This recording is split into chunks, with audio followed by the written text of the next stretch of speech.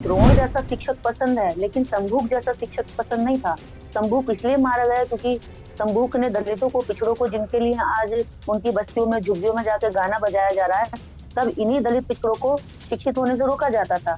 आज जब वो शिक्षा के लिए उनके रास्ते खुल गए तो उन्हें राम की तरफ जबरदस्ती ले जाया जा रहा। तो मैं यहाँ पे बीजेपी का धन्यवाद करूंगी। और सबसे बड़ी बात, जो मुस्लिम समाज कुरान से हटता नहीं था, सीने पर लगाए घूमता था, उस मुस्लिम समाज जब एनआरसी और सीए आया तो मुस्लिम समाज ने भी संविधान सीने पर लगा के आंदोलन किया, क्योंकि उसे समझ में आ गया अगर कुरान लेके बैठेंगे तो मारे जाएंगे, संविधान लेके बैठेंगे तो बच जाएंगे। तो लव मैरिज करने पे क्या महिलाएं नाक कटवाने के लिए तैयार हैं? अगर नाक कटवाने के लिए तैयार हैं, ये अगर पत्थर की अहल्या बनने को तैयार हैं, यदि गर्भवती होने के बाद घर से निकलने के लिए तैयार हैं, अग्नि परीक्षा देने के लिए तैयार हैं और शिक्षा को छोड़ करके केवल झूठे बेर खा के कृपा के पात्र बनने को तैयार हैं, तो महिलाएं रामराज ले आए भाई। इस वक्त देश राममय हो गया है। हर तरफ राम ही राम है।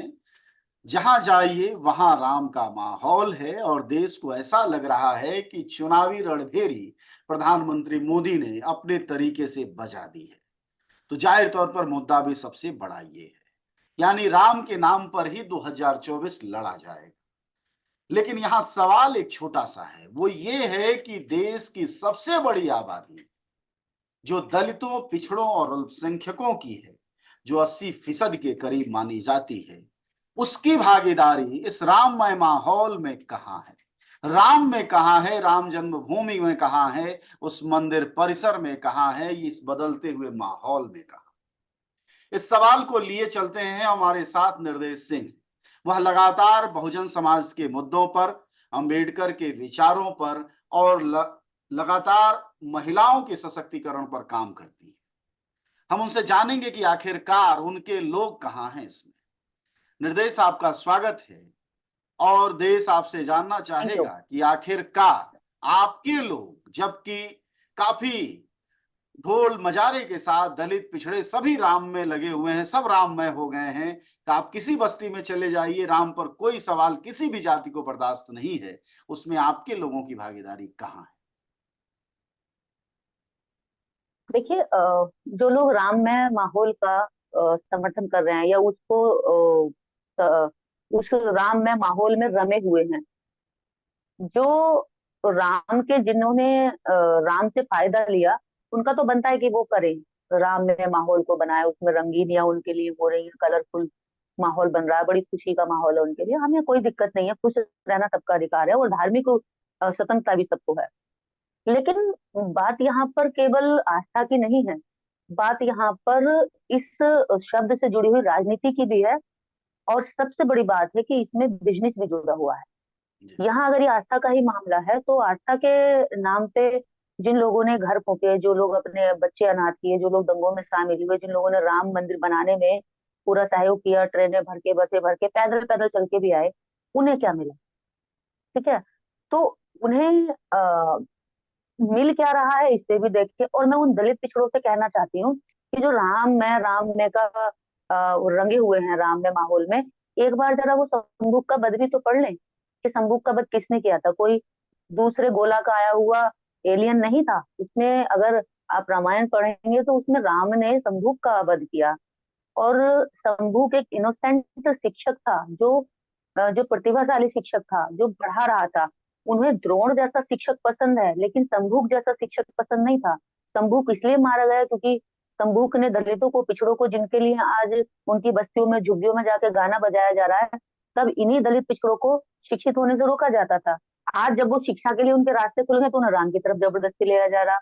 क्यों ले जाया जा रहा है? क्योंकि शिक्षा से दिमाग खुलता है, शिक्षा से सवाल पैदा होते हैं। तो जो लोग हमारे इसमें लगे हुए हैं वो एक बार संदूक का वध जरूर पढ़ लें।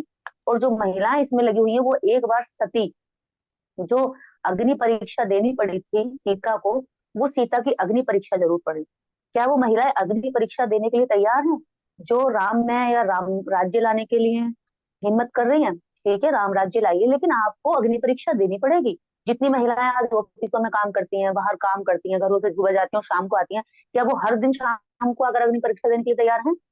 क्या वो अग्नि में कूद कर ये साबित करेंगे कि पवित्र होकर आई हैं, बाहर से कोई गलत काम नहीं करके आई, किसी की ओर उन्होंने नहीं देखा? तो ये जो माहौल में जा रहे हैं, अज्ञानता बस जा रहे हैं, उनको पता नहीं है। और जो आम जनता होती है वो मीडिया को देखकर, मीडिया की बातें सुनकर अपनी राय बनाते हैं। तो जो आम जनता के अंदर ये कूट कूट के भरा गया है, ये मीडिया का सारा भरी हुई हवा है। और जब ये लोग बीमार पड़ते हैं, अस्पतालों की लाइन में खड़े होते हैं, तो इन्हें जब डॉक्टर चाहिए, यही लोग अस्पतालों में जाके हल्ला मचाते हैं, डॉक्टर नहीं है, बेड नहीं है, ऑक्सीजन नहीं है, ये मर गए, वहां यह तो परेशानी होगी, दवाइयां नहीं है, डॉक्टर लूट रहे हैं, उस पर ये आवाज नहीं उठाएंगे। आज जब उस पर आवाज उठाने की बात आई है, सरकार से सवाल करने की बात आई है, तो सरकार ने मीडिया के द्वारा राम मंदिर का मुद्दा परोस दिया। और राम मंदिर की जो कमेटी है, उसमें एससी नहीं, उसमें ओबीसी नहीं, उसमें जो वो लोग नहीं जिन्होंने इसकी लड़ाई लड़ी, बड़े बड़े नेता उस समय, अ, उमा भारती और बहुत सारे नेता इसमें लगे हुए थे, जिन्होंने अपनी पूरी जवानी लगा दी, शादी भी नहीं करी कई नेताओं ने तो पिछड़ों के, जो राम मंदिर के लिए पूरा जीवन लगा चुके। तो ऐसे ऐसे नेताओं के समाज को कहाँ दिया? वही बात है ना कि सबरी का जूता बेर खा लेंगे, लेकिन सबरी के समाज को शिक्षा नहीं देंगे। क्योंकि वो बात है ना, ओम प्रकाश वाल्मीकि जी बहुत खूबसूरत लाइन कहते हैं, तुम खा के सबरी के झूठे बेर, भगवान राम हो गए, और हम खा रहे सदियों से झूठन फिर भी बदनाम हो गए। यानी कि हम सदियों से जो जूठन खाने वाला समाज है, अगर जूठन खाने से कोई भगवान बन जाता है, तो ये दलित समाज तो सदियों से जूठन खा रहा है, सबसे बड़ा भगवान तो फिर ये हुआ ना। फिर इससे बड़ा भगवान कौन होगा? ये मतलब तुम्हारी जूठन खा निर्देश, के ये भगवान नहीं बन बिल्कुल पाएगा। निर्देश, आपने एक बात कही कि सबरी के लोगों को शिक्षा के राह पर नहीं चलाएंगे।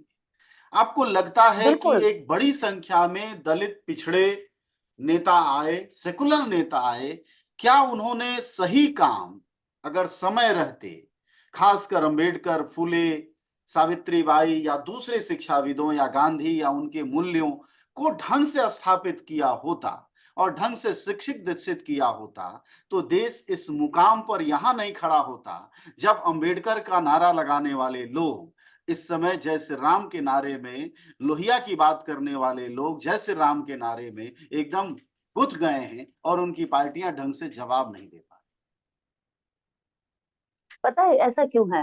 आज जो हमारी जो विपक्षी पार्टियां हैं सारी, बीजेपी के खिलाफ या बीजेपी से लड़ना तो चाहती है, बीजेपी से छुटकारा भी चाहती है, त्रस्त में परेशान है। लेकिन सच्चाई ये है कि वो ईमानदारी से जिन लोगों की लड़ाई लड़नी चाहिए, उनकी लड़ाई भी नहीं लड़ना चाहती है, वहां भी ईमानदार नहीं है। बाबा साहब डॉक्टर अम्बेडकर को, यदि हम कांग्रेस की बात करें, अगर कांग्रेस इतने सालों तक कांग्रेस के हाथ में देश रहा, संविधान रहा, बाबा साहब की विचारधारा रही, उनका लेखन रहा, उनका साहित्य रहा, अगर ईमानदारी से इसे लागू कर देते, तो आज इस देश के अंदर एक मजबूत विपक्ष बना खड़ा होता। क्योंकि जनता के बीच में उनके अधिकारों की जानकारी होती। संविधान कांग्रेस के हाथ में रहा, कांग्रेस ने क्यों संविधान का प्रचार प्रसार नहीं करा? जब कांग्रेस ने रामायण दिखाई, महाभारत दिखाई, मैं किसी पार्टी विशेष की दुश्मन नहीं हूँ, कोई सोचे कि मैं पार्टी विशेष की दुश्मन हूँ या उसकी पक्षधर हूँ, मैं उनसे वो सवाल कर रही हूँ, आज बीजेपी क्यों इतना बड़ा उनके सामने शैतान बनी? क्योंकि उन्होंने खुद ईमानदारी से संविधान को लोगों तक नहीं पहुंचाया। अब बच्चा बच्चा जानता है कि रामायण में कौन कौन किरदार हैं, लेकिन आप देखेंगे कि जो शिक्षित लोग हैं नौकरियों में, वो भी नहीं जानते कि भारतीय संविधान में कितने आर्टिकल उनके उनके पक्ष में कब कब काम आते हैं।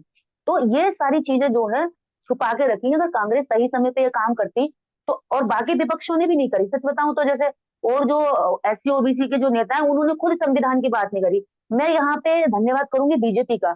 जब से बीजेपी ने संविधान की समीक्षा की बात करी, संविधान की प्रतियां जलाई, संविधान में कमियां निकाली, खोट निकाली, बदलने की बात करी, इससे आम जनता के बीच में संविधान की बात गई। वो उन्होंने जाना क्या चाहिए संविधान, जो इतनी चर्चा चल रही है, उन्होंने संविधान को सर्च किया, उन्होंने संविधान ढूंढा, कुछ पढ़ा भी, कुछ समझा भी। हम जैसे लोग फिर लगातार काम करते थे, तो हम जैसे लोगों तक उन्होंने कांटेक्ट किया। हमसे कितने लोगों ने संविधान मांगा। मैं इसी 2 ढाई साल में कम से कम 2000 के करीब ऐसी प्रतियां जो मैं लोगों को दे चुकी हूँ संविधान की। लोग खुद से कांटेक्ट करते हैं, हमें संविधान चाहिए बहन जी, हमें संविधान पढ़ना है। तो मैं यहाँ पे बीजेपी का धन्यवाद करूंगी। और सबसे बड़ी बात, जो मुस्लिम समाज कुरान से हटता नहीं था, सीने पे लगाए घूमता था, उस मुस्लिम समाज, जब एनआरसी और सीए आया, तो मुस्लिम समाज ने भी संविधान सीने पे लगा के आंदोलन किया, क्योंकि उसे समझ में आ गया, अगर कुरान लेके बैठेंगे तो मारे जाएंगे, संविधान लेके बैठेंगे तो बच जाएंगे। किसानों को जब हल्ला मचा, तो किसानों ने भी संविधान उठाया। तो यहाँ पर मैं ये चाहूंगी, विपक्ष जितना भी है, वास्तव में अगर संविधान का सम्मान करते हैं, उन्हें लगता है संविधान खतरे में है, तो ये हवा ना मचाएं कि संविधान खतरे में, इसलिए बीजेपी ने छुटकारा पा ले समाज या देश का वोटर ये हवा मचा के कि संविधान खतरे में, संविधान खतरे में, और सारे बिखरे लोगों को एक कर ले, ऐसे नहीं होगा। वास्तव में आपको भी संविधान के प्रति ईमानदार होना पड़ेगा। जितने 131 सांसद है जो संविधान के तहत रिजर्वेशन से गए, वो खुद नहीं जानते संविधान के बारे में हमें बताना है, खुद पढ़ना। वो खुद अपनी पार्टियों के बंधुआ मजदूर है, उनको एक कॉपी दे दी जाती है, वो पढ़ देते हैं बेचारे, उन्हें खुद नहीं पता, उन्हें पता पेंशन आ रही है, पैसा है, बच्चा लड़का हमारा अच्छा से खाएगा पिएगा। तो आज देश के अंदर जरूरत है लोगों में जागरूक होने की। अगर लोगों में संविधान की जानकारी होती तो वो किसी काल्पनिक राम से कृपा पात्र नहीं होते। वो ये नहीं सोचते राम आ जाएंगे तो हमारा ये कल्याण हो जाएगा। यही तो इच्छा होती है। या तो भगवान से हमें डर होता है या भगवान से हमें लालच होता है। हम दो ही बातों को उसके पीछे भागते हैं। और जब हमारा हमारा डर पता चल जाएगा कि असली जो डर है वो हम जो गैर कानूनी कोई काम करते हैं, हम जब गलत करते हैं अपराध करते हैं तो इस पर धाराएं लगी हुई, तो वो उससे डरता। अगर उसको ये पता चल जाता लालच, लालच किसमें है, तो उसका सारा स्वार्थ संविधान में छिपा हुआ है, उसका सारा भला उसका सारा हित संविधान में है, जिसके बारे में वो बिल्कुल भी नहीं जानता। तो ना तो वो ये जानता उसका सही स्वार्थ कहाँ से पूरा होगा, ना वो ये जानता कि उसका डर कहाँ से निकलेगा। वो पुलिस को देख कर डर जाता है, लेकिन उसे ये नहीं पता कि पुलिस उसको बिना गलती के नहीं पकड़ सकती। पुलिस उस पर अत्याचार भी करती है तो वो कुछ कह नहीं पाता। उसे पता है कि मैं किन धाराओं के बारे में बताऊं उसको, कैसे बताऊं कि आप मुझे दोहरा दंड नहीं दे सकते, उधर कानून, उधर जज भी सजा दे रहा है, इधर पुलिस भी प्रताड़ित कर रही है। तो जानकारी ना होने की वजह से वो डरे हुए हैं। जानकारी ना होने की वजह से गलत जगह से मांग रहे हैं, कृपा की उम्मीद लगा रहे हैं। मैं ये कह रही हूँ, अगर राम मंदिर या भगवान श्री राम में शक्ति है, तो कोई एक आम इंसान मेरे जैसा उनमें प्राण प्रतिष्ठा कैसे कर सकता है? थोड़ा तो लॉजिक होना चाहिए। फिर भगवान श्री राम इतने लंबे समय तक टाट पट्टी में और झुग्गी में पड़े रहे। अगर उनमें शक्ति थी तो क्या अपने मंदिर अभी और कई कुंटल का एक ताला आया है, जो ताला और चाबी लगाने के लिए उस राम मंदिर के लिए आया है। मतलब भगवान की बेइज्जती कर रहे हो। भगवान को भी ताले की जरूरत है, भगवान को भी बंद करोगे, उसको भी कैद करोगे। जो धर्म के धर्म गुरु हैं चारों शंकराचार्य, वो कह रहे हैं कि हम इससे सहमत नहीं है। जो राजनीतिक लोग हैं उन्होंने एक सड़क बना दी है भक्तों की, और जी, आवाज डिस्टर्ब जी।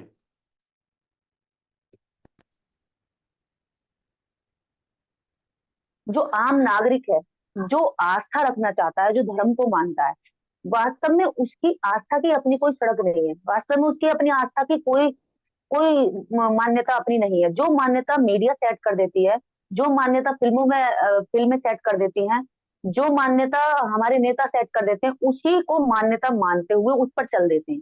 जी, तो अभी लोगों की सच में उन्होंने भी नहीं जाना कि असली आस्था होती क्या चीज है। आस्था अगर है तो उस पर लोगों को ये सवाल भी करना चाहिए कि भगवान को राजनीतिक खिलौना बना के आज इस्तेमाल किया जा रहा है। जी। इस राजनीतिक ऐसे ही खिलौने के महाकाल के मंदिर बीच में हुआ। जो बड़ा सवाल है, चूंकि आप महिलाओं के बीच काफी काम करती रही हैं, स्त्री सशक्तिकरण पर काम करती रही हैं, दलित बहुजन महिलाओं के बीच करती रही हैं, तो एक बड़ा सवाल आपसे ये बनता है कि ऐसी स्थितियां जबकि देश में लगातार आस्था मजबूत हो रही है और संवैधानिक विचार किनारे की तरफ बढ़ते चले जा रहे हैं, वैसे में महिलाओं की क्या स्थिति बनेगी भविष्य में, कि जहां संवैधानिक मूल्यों की वजह से, संवैधानिक जानकारियों की वजह से महिलाएं सशक्त हो रही थी, अपने अधिकार को समझ रही थी, अब जो हवा एक बही है कि ये सब जाति पाति का बंटवारा है, असली तो राम है, और इस तरफ जो हवा बही है, इससे क्या असर पड़ेगा भविष्य के महिला आंदोलन पर, महिला सशक्तिकरण पर? संक्षिप्त में एक टिप्पणी। देखिए, महिलाओं की जो भागीदारी तेजी से बढ़ रही थी, जिस पर महिलाएं जागरूक हो रही थी, अब उनकी जो दिशा सशक्तिकरण की तरफ मुड़ रही थी, अब उसको इधर धार्मिक रूप से मोड़ दिया है। अब महिलाओं को क्या लगता है कि मेरा तो जो आ, मैं अब बैठे बिठाए राम का भजन कर लूंगी, आरती गा लूंगी और घंटी बजा लूंगी, मेरा कल्याण हो जाएगा। मैं अभी देख रही हूँ इस राम में माहौल में मेरे आसपास में और भी लोग रहते हैं, तो सुबह घंटी बजाते, सुबह उठते शोर मचाते खूब अच्छे से। आ, मेरी उनके साथ कन्वर्सेशन नहीं होती है इसलिए मैं उनको कुछ ज्यादा समझा नहीं सकती, लेकिन मैं सुनती रहती हूँ। और सुबह से शाम तक श्री राम जय श्री राम महिलाएं खुद अपने बच्चों को सुबह शाम ये संबोधित करके बता रही हैं। तो उन महिलाओं को थोड़ा सा ये सोचना चाहिए कि ये गर्भवती महिला थी सीता। हालांकि ये काल्पनिक पात्र है, लेकिन काल्पनिक पात्रों में भी महिला को किस तरह से प्रताड़ित किया गया। क्या महिलाएं गर्भवती होने के बावजूद इस देश के अंदर अपने पतियों से इस कदर अपमान होने के लिए तैयार हैं कि सारे समाज के बीच में उनसे कहा जाए कि तुम जो है कुछ तुम्हारे चरित्र में खोट हो गई है, तुम जो है अग्नि परीक्षा देके इसे साबित करो। नहीं कर पाई। तो और अहिल्या, अहिल्या नाम की, उसका पति कहीं जाता है और उसके पति की अब्सेंस में इंद्र रूप धारण करके, अगस्त मुनि, अगस्त मुनि का रूप धारण करके इंद्र जो है उसकी पत्नी का, अहिल्या का रेप कर लेता है। ठीक है, क्योंकि उस समय लाइट तो होती नहीं थी, झोपड़ी झुग्गियां होती थी, अंधेरे में आया और वो पति बनाने गया अगस्त मुनि, तो उसके साथ रेप किया इंद्र ने। लेकिन सजा किसको दी अगस्त्य मुनि ने? अहल्या को, कि तुम आज से ही पत्थर की हो जाओगी, और तुम्हें जब अगली सदी में कभी राम जन्म लेंगे तो तुम्हें पत्थर में ठोकर मारेंगे तुम्हारे, और तुम जब इंसान बनोगी। अब आप ये देखिए कि एक व्यक्ति ने रेप, पुरुष ने रेप किया, दूसरे पुरुष ने उसे सजा दी, तीसरे पुरुष ने भी जब उसमें प्राण डाले तो वो भी हाथ से छू के सम्मानित तरीके से नहीं, ठोकर मारने। और एक महिला जो शबरी है, शबरी की गरीबी दूर करनी चाहिए थी, शबरी के हाथ में कलम देनी चाहिए थी, शबरी के हाथ में अधिकार देने चाहिए थे, लेकिन बस शबरी का एक झूठा बेर खा लिया, उसको खुश कर दिया। तो ये स्त्रियों का जो चरित्र दिखाया गया राम राम राज्य में, जब वो एक महिला रावण की बहन आती है राम के पास कि भाई मैं आपसे शादी करना चाहती हूँ, प्रपोज करती है। आजकल लड़कियां कितना प्रपोज करती हैं आप देखते हैं, अब तो खुले में महिलाएं लड़कियां करती हैं। शादी के टाइम पर इवेंट में अलग अलग खुलकर फोटो शूट होता है। तो जब वो महिला राम के साथ में कहती है कि मैं शादी करना चाहती हूँ और मैं तुम्हें पसंद करती हूँ, तो राम ने कहा कि मैं शादीशुदा हूँ, मेरा भाई जो लक्ष्मण है वो कुंवारा है। जबकि उसको पता था उर्मिला उसकी पत्नी घर पे है और लक्ष्मण कुंवारा नहीं है। तो उन्होंने अपने भाई के बारे में बताया, वो भी गलत बताया। फिर वो रावण के लक्ष्मण के पास जाती है, तो लक्ष्मण उसकी नाक काट लेता है। क्या महिलाएं अपनी प्रपोज करने पर या किसी की पसंद आने पर, अब तो लव मैरिज हो रही है, लव मैरिज का मतलब तो पसंद आना ही है ना, वही है ना, वो लव मैरिज चाहती थी करना। तो लव मैरिज करने पे क्या महिलाएं नाक कटवाने के लिए तैयार हैं?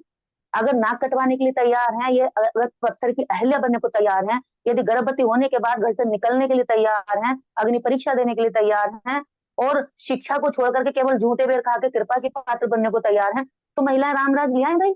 हमें तो नहीं लगता कि ये महिलाओं के हित में होगा। और नंगा घुमाया जा रहा देश के अंदर, मणिपुर में महिलाओं को नंगा घुमाया जा रहा। और आपको पता है भारत में उत्तर प्रदेश में रामराज की सबसे बड़ी लहर चल रही है। और इसी उत्तर प्रदेश में जब एनसीआरबी की रिपोर्ट आती है तो पूरे भारत के अंदर टॉप नंबर पर महिलाओं के उत्पीड़न में सबसे आगे आता है हमारा उत्तर प्रदेश।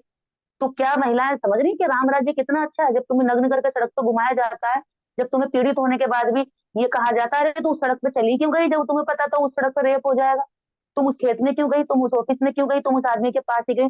इसी राम राज्य की बात है कि एक एसीजीएम, एक सीजीएम, एक महिला इच्छा मृत्यु मांग रही है।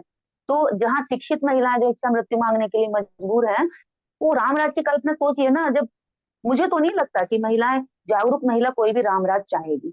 हाँ, अनपढ़ महिला या ज्ञानी महिला, या मैं कहूँ निरीह मूर्ख महिला जिसको नहीं पता है कि रामराज सच में था क्या, ना तो उसने रामराज पढ़ा ना उसने संविधान पढ़ा, बीच में पेंडुलम की तरह लुढ़की हुई महिलाएं ना ये, इन्हें कहीं भी ले जाओ, इन्हें समझा लिया रामराज के लिए तो वो रामराज की तरफ चलेगी बेचारी। उनकी भी गलती नहीं है, उनकी परवरिश बचपन से रामायण और महाभारत ये दिखाकर की गई है। महिला तो महाभारत की भी समर्थक है, जिसमें औरत को जुए पे दांव में लगा दिया जाते हैं, 5 पति एक औरत को रखते हैं। तो ये महिलाएं इसलिए करती हैं, इसलिए हंसते हैं। जब सुपर्णखा की नाक कटती रामायण होती है तो महिलाएं भी हंसती हैं, आज जरूर देखेंगे ये वाला सॉन्ग, क्योंकि आज जो सुपर्णखा की नाक काटेगा लक्ष्मण। महिलाएं हंसती हैं क्योंकि उनको जो सेटल, उनकी जो कंडीशनिंग हुई है घर से, उसी तरह से हुई है कि महिला का जो है, कि अगर महिला ऐसे करे तो उसको नंग कर दो, उसको उसकी नाक काट दो, उसका चरित्र हनन कर दो, उसके बारे में इस तरह से उड़ा दो। तो ये सब चीजें जो महिलाओं के पक्ष में नहीं, एकदम महिला विरोधी है। और हम संविधान में सुरक्षित हैं, संविधान में हम शिक्षित हैं, संविधान में हमें बोलने का अधिकार है, सड़कों पर आजाद चलने का अधिकार है। औरतें चलना तो सड़क पे आजाद चाहती हैं, लेकिन राम राज को लाना चाहती हैं। औरतें अपने पतियों पे जरा सा भी वो कर देते हैं तो जाकर तुरंत जो है एफआईआर करवा देती हैं। 376 का सबसे ज्यादा इस्तेमाल करती हैं। दहेज प्रथा सबसे ज्यादा लगवाती हैं, सास देवर जेठानी घर के सारे परिवार पर लगवा देंगी। तो ये जो तुम्हें धाराएं मिली है ना, ये जो तुम्हें ताकत मिली है कि तुम आंख निकाल देती हो अपने पति के आगे, ससुर के आगे, ससुराल वालों के आगे, पिता के आगे, संपत्ति नहीं मिलती है तो कह देती हो मुझे बराबर का हक क्यों नहीं दिया, भाई को दे दिया। तो ये जो दम और ये ताकत मिली है ना, ये संविधान से मिली है, राम राज्य से नहीं मिली है। राम राज्य में महिला का कुछ नहीं होता था। राम राज्य में तो महिला केवल पत्थर की अहिल्या हो सकती थी, या फिर वो जंगल में पड़ी हुई वो सबरी जिसके शरीर पर अच्छे कपड़े भी नहीं थे, या वो सीता जो पूरे जिंदगी तो राम अपने पति के साथ जंगल वन वन भटकती रहती है, और लास्ट में उसके उसको इनाम क्या मिलता है कि जा जाकर अग्नि पर बैठ, तू रावण के साथ रह कर आई है, तुम भी तो अकेले रहे थे भाई जंगल में, दोनों को बैठना चाहिए था। फिर पता चलता कि हाँ दोनों में पवित्रता, फिर हम नहीं मानते कि समानता हुई। तो हम उस राज को चाहते हैं जिस राज में सबकी महिला सुरक्षित हो। और ऐसा राज बाबा साहब डॉक्टर अम्बेडकर संविधान में देकर गए हैं। उसी राज में महिलाओं को उसकी मांग करनी चाहिए, उसको सुरक्षा देना चाहिए, उसके लिए लड़ना चाहिए। अगर ये महिलाएं लड़ रही तो अपने ही पैरों पर कुल्हाड़ी मांग रही हैं, क्योंकि राम राज आने पर सबसे ज्यादा जो प्रताड़ित होगी, जो सबसे ज्यादा प्रताड़ना झेलनी पड़ेगी, वो इस देश की स्त्रियों को झेलनी पड़ेगी। और उसी राम राज से छुटकारा पाने के लिए तो संविधान बना था। क्योंकि राम के राज जैसी व्यवस्था तो संविधान से पहले भी भारत में थी। अगर वो इतना ही अच्छा होता तो क्यों संविधान आता? अगर रामराज इतना ही अच्छा होता तो क्यों मुगल आके यहाँ राज कर लेते, क्यों हूण आते, शाक्य आते और यहाँ पर अंग्रेज आते, क्यों ये संविधान लिखना पड़ता? तो अगर रामराज में कमियां थी, इसीलिए सुधार होते होते आज संविधान आ गया। हम पीछे को ना जाएं, हम आगे को जाएं। बच्चा भी जब जन्म लेता है तो वो छोटा नहीं होता, बड़ा होता है। तो लोकतंत्र जब हमें मिल चुका है तो अब लोकतंत्र को मजबूत करने की हमें बात करनी चाहिए, ना कि लोकतंत्र के पीछे जाने की। अरे हर कोई प्रोग्रेस पे बात करता है, लेकिन ये रामराज वाले प्रोग्रेस पे बात नहीं करते हैं, नीचे गिरने की बात करते हैं। तो हम प्रोग्रेसिव लोग हैं, आज दुनिया प्रोग्रेस कर रही है और हमें कुछ क्रिएटिव सोचना चाहिए। राम और ये काल्पनिक पात्र बहुत पुराने हो चुके हैं, हमें कुछ नया करना चाहिए।